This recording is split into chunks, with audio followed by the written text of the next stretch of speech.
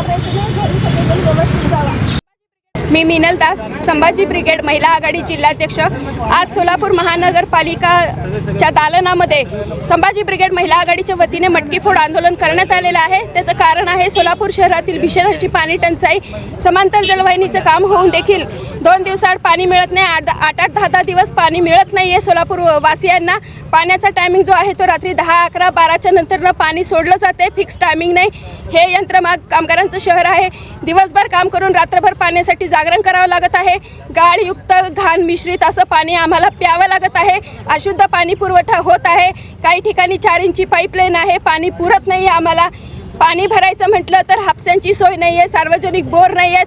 अशा अनेक विविध तक्रारींसाठी ह्या ठिकाणी आज आम्ही मटकी फोड आंदोलन केलेलं आहे आणि महानगरपालिका प्रशासनाला इशारा दिलेला आहे की 2 दिवसाआड आम्हाला पाणी पाहिजे, स्वच्छ असं पाणी पाहिजे प्यायला. पाण्याची एक शिस्त लावली पाहिजे, टायमिंग लावला पाहिजे. सकाळी लवकर पाणी मिळालं पाहिजे जेणेकरून पाणी भरून ह्या आमच्या महिला भगिनी कामाला जाऊ शकतील.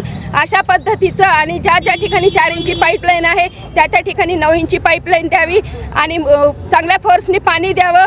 आणि असं जर नाही झालं तर ह्याहीपेक्षा अतिशय उग्र अशा स्वरूपाचं ह्या ठिकाणी आंदोलन करण्यात येईल. आणि हे जे घाण पाणी आहे, ह्या महापालिकेचे जे गलथान अधिकारी आहेत ह्यांना आम्ही पाणी पाजून ह्या ठिकाणी अतिशय तीव्र अशा स्वरूपाचं आंदोलन करू, असा संभाजी ब्रिगेड महिला आघाडीच्या वतीने आज ह्या ठिकाणी इशारा देण्यात आलेला आहे.